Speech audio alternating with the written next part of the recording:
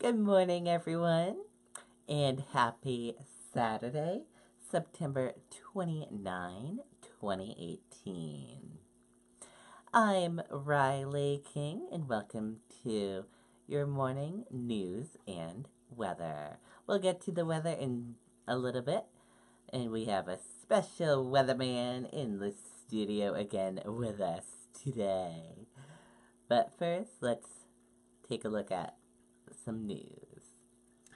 Report overdose accounted for 27% of death investigated by New Hampshire Medical Examiner's Office in 2017.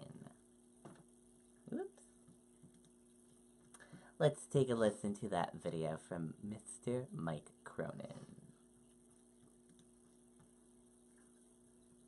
188 drug overdose deaths last year in New Hampshire. That accounts for 27% of all deaths investigated by the state's medical examiner. Only one was due strictly to heroin. All other OD deaths were from fentanyl or a combination of other drugs. We were used to seeing heroin, 5-6 years ago, and now it's completely gone. It's been replaced by synthetic fentanyl, which is easier to manufacture and easier to get from China and other locations. 90% of the overdose deaths were accidental. It will kill you if it can, and it will try as hard as it can. The state's two biggest cities are seeing some progress.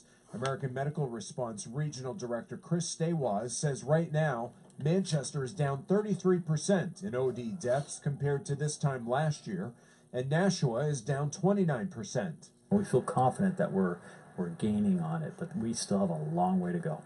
Stawaz says the Safe Station program is working, which turns fire stations into 24/7 access points to get people into treatment. People have to want that help and be able to submit themselves to that, and that's why Safe Station works. It's an instant access point for getting recovery services. In fact, Stawaz says the Safe Station here in Manchester has been inundated with people recently, and he believes they'll set a new record this month for the amount of people who come looking for help. In Manchester, Mike Cronin, WMUR News 9. Okay, and thank you for that video, Mike Cronin. And now let's take a look at your weather with our special meteorologist in studio, Mr. Tim Breslin. Good morning, Tim Breslin. And what is our weather today? Good morning, Riley. Good morning, everyone. As we head into the last weekend of September, it looks like we'll go out with some partly beautiful, nice weather. Other than a chance of an early morning light shower in northern New Hampshire. Today will be partly to mostly sunny and milder. Expect clear to partly cloudy skies tonight with seasonable chills conditions. Sunday will start off sunny with some increasing high clouds, and in the afternoon it will be a bit cooler.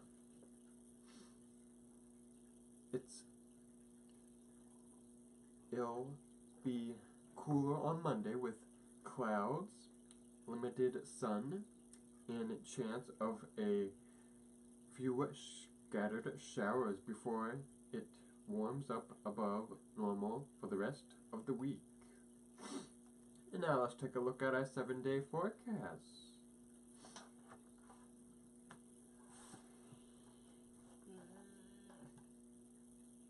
Here's your 7-day forecast. As you see, we have some 70s and 60-degree weather this week, and we're also in the lower 40s to 50s, and we have some nice days and cold days and whatnot, and it looks like it's going to be a beautiful day. And now let's take it back over to Riley King. Well, thank you, Tim Breslin, for that weather. So, everyone, today is National Coffee Day. Who loves coffee? I love coffee. National Coffee Day. Whether you're getting one to go or lingering over a second cup of coffee on September 29, be sure to observe National Coffee Day. A perfect cup of Java, according to an expert cupper, a professional coffee taster. There are 4 components of a perfect cup: aroma, body, acidity, and flavor. I love flavor. From the moment the average coffee lover opens a fresh bag of coffee beans, the aroma beckons particles and senses. Even those who don't drink coffee tend to enjoy the fragrance a roasted bean. I love the smell of coffee. When determining the body of a coffee, the bean and roast and the brew are all factors. The bean affects the texture of the coffee, whether it's silky, creamy, thick, or thin on the tongue and throat. However, the darker the roast and how it is brewed will alter the feel of a coffee's body too. Grandpa's motor oil blend version, the coffee shop around the corner's silky, smooth, well-practiced grind have entirely different bodies.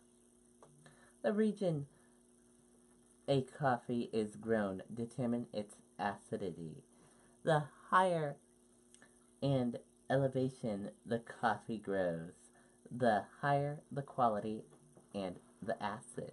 These coffees are considered brighter, drier, even sparkling by cuppers. When it comes down to it, coffee lovers cherish the flavor as well as the caffeinated boost this roasted bean given morning or night, black with cream and sugar, hot or cold. It provides enjoyment, even a decaffeinated coffee. There are many legendary accounts of how coffee first came to be, but the earliest credible evidence, either coffee drinking or the knowledge of the coffee tree, appears in the middle of the 15th century in the Safari mountainaries around Makkah in Yemen. It was here coffee seed were first roasted and brewed, much like they are appeared today. Yemen trends brought coffee back to their homeland from Ethiopia and began to cultivate the seed. In 1670, coffee seeds were smuggled out of the Middle East by Baby Bandan as he stripped 7 coffee seeds onto his chest. The first plants grown from these smuggled seeds were planted in Marasco.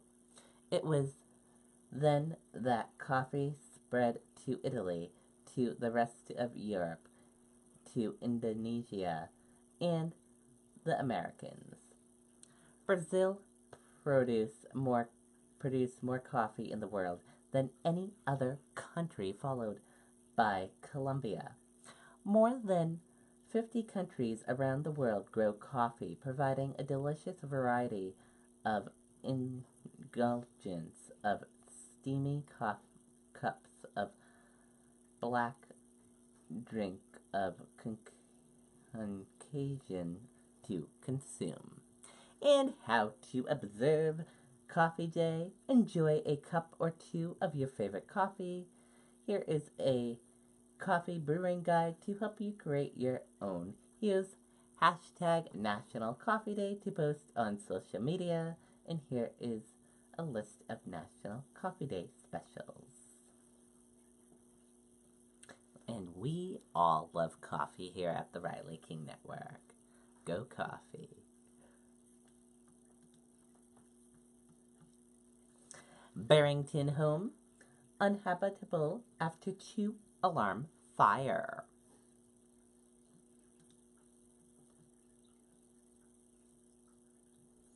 A 2-alarm blaze left a home in Barrington uninhabitable Friday night, fire officials said. The fire was reported at 286 Washington Street about 7:45 a.m. According to the Barrington Fire Department, crews knocked it down in about 20 minutes. The blaze was contained to the rear of the home but left it unavailable, officials said. The Red Cross assisted the family with temporary living arrangements. Residents were evacuated on scene and none were taken to the hospital.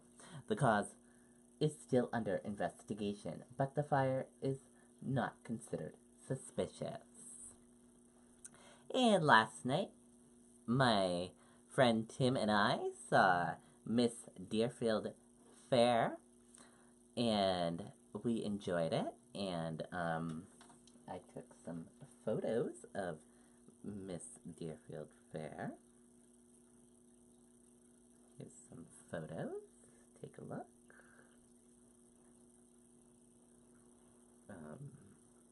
The judges, as you can see.